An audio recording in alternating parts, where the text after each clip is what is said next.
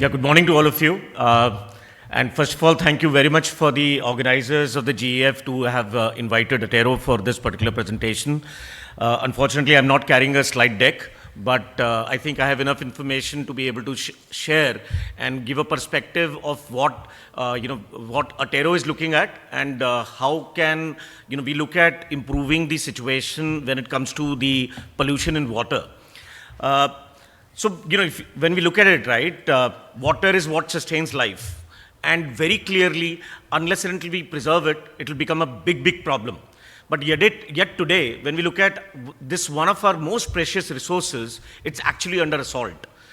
And, you saw in the previous presentation, while the speaker was talking about lithium-ion battery recycling, I want to focus on what is it that is happening in the ecosystem which is resulting in significant pollution, which is happening in water specifically. Essentially, if you look at it, we did a study, and I'm sure each one of you would be even more aware than what I am with regards to what do we find when we look at water, what kind of contaminants do we find over there.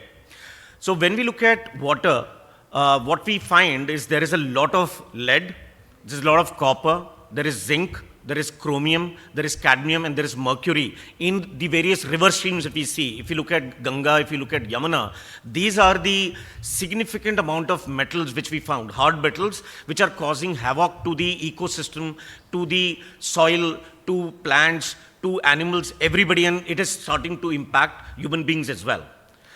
And that is not where it stops. In addition to these metals, like I said, lead, copper, zinc, chromium, cadmium, and mercury, there are other things which are equally, or rather I would say, more harmful. So if you look at, polychlorinated diphenyl ethers, which are there on plastics, basically to restrict flames when we look at electronic items. Then there is polychlorinated biphenyls, which are found in capacitors and transistors. Thankfully, these are now sort of banned, but there is enough and more which is floating around in the ecosystem, which is causing, again, pollution to happen. Then there is dioxins and furans, which are found when we basically burn cables or we burn plastics, and which is what is happening in the informal sector industry. Then you find these get introduced into the water streams.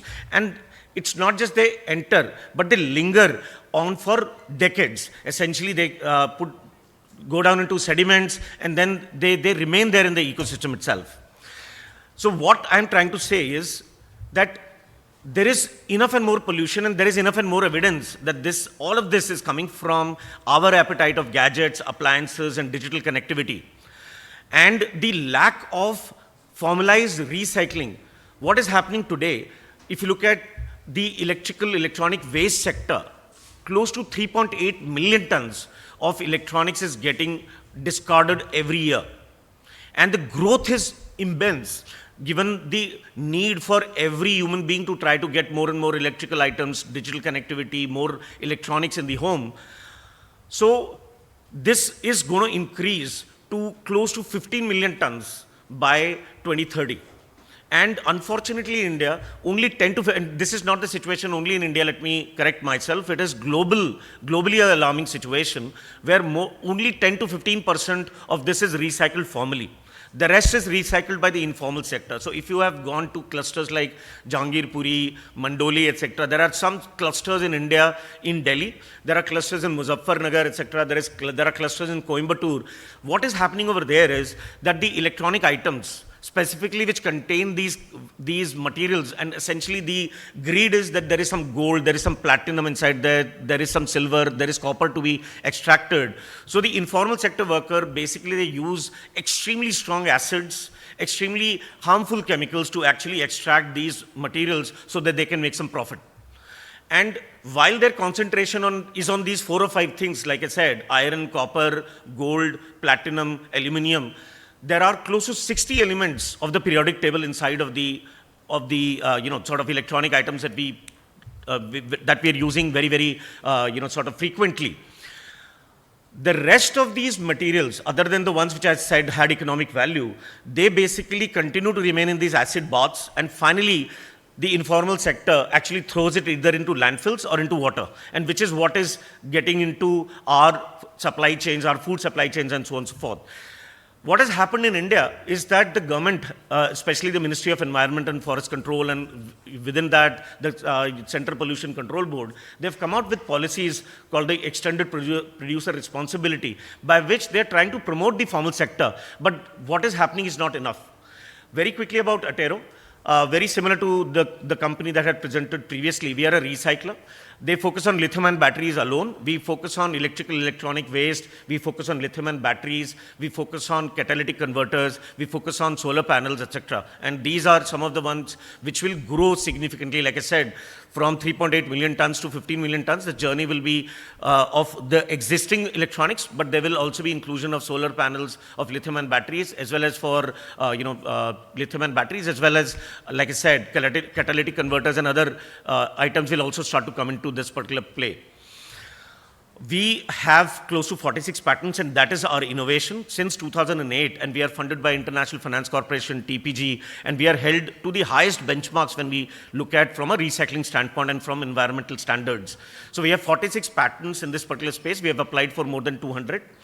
We extract 22 plus metals out of the 60 which are there in these waste streams, and extract them at a very, very high efficiency. We are able to extract 98% of the elements, and we are able to extract them at a purity of 99.95. And our environmental impact is extremely low.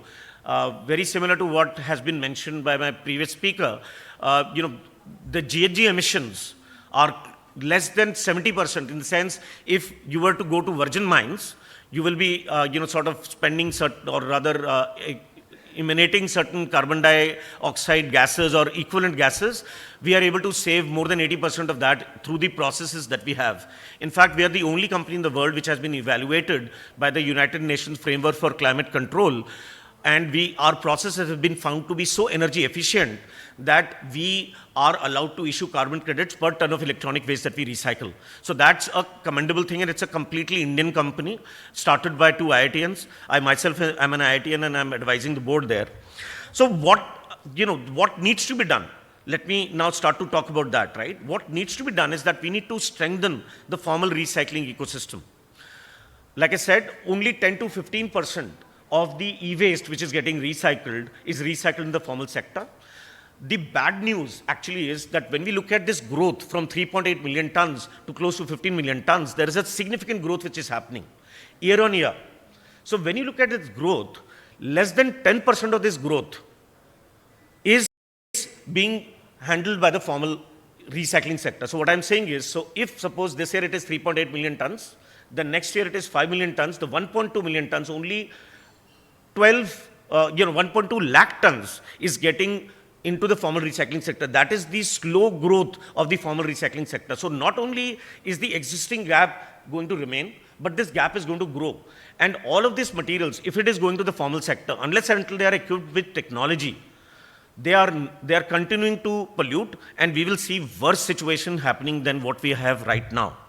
The other thing is that we need to move the informal sector to the formal sector by providing them technology. So the government of India, or I would think this is a global problem. So these technologies have to be developed and provided free of cost to the informal sector so that they adopt good practices. It's not only the environment they're harming themselves as well. So exposure to the kind of chemicals that they're getting exposed to reduces their lifespan to less than 29 years, which is crazy if you look at the millions and millions of people who are employed in the informal sector. Technology has to be provided, EPR has to be strengthened, and the most important thing is awareness has to be brought in. Awareness, one, of the fact that this pollution is going to harm each one of us. We have to be very responsible when we decide who to give our old or end-of-life devices to. So that's one. The second is we need to ensure that there are enough recyclers who have the right technology, who are able to extract more, and at the end, they're not throwing whatever is remaining into the, sort of water bodies or land bodies. They are depositing it in the CPCB approved TDSD kind of facilities where basically they are taking whatever is the remaining thing and keeping it in safe custody till the time it has actually become biodegradable, or they can put it into places where it will no longer, sort of impact the environment. So this is what I want to leave the thought with. And what we need to also ensure is that any new solution we come up with has to have an element of recycling. I'll give an example. So the government of India launched a scheme where they said that meters have to be replaced by smart meters. While this policy is amazing, it helps with sort of conserving energy, it helps with ensuring that there is better efficiency in the entire ecosystem, there was no thought given to what will happen to the old meters. And they are lying there, and they will eventually find way to the informal sector, and they will recycle it in the worst way possible, and they will find pollution coming into the river streams. So whenever a new scheme is getting launched, there has to be ample thought, because finally solutions of today are problems of tomorrow, and we need to guard ourselves against it. That is where I would like to stop, and thank you so much for this opportunity, and hopefully we'll have a great session and we'll find solutions, more and more solutions. Thank you.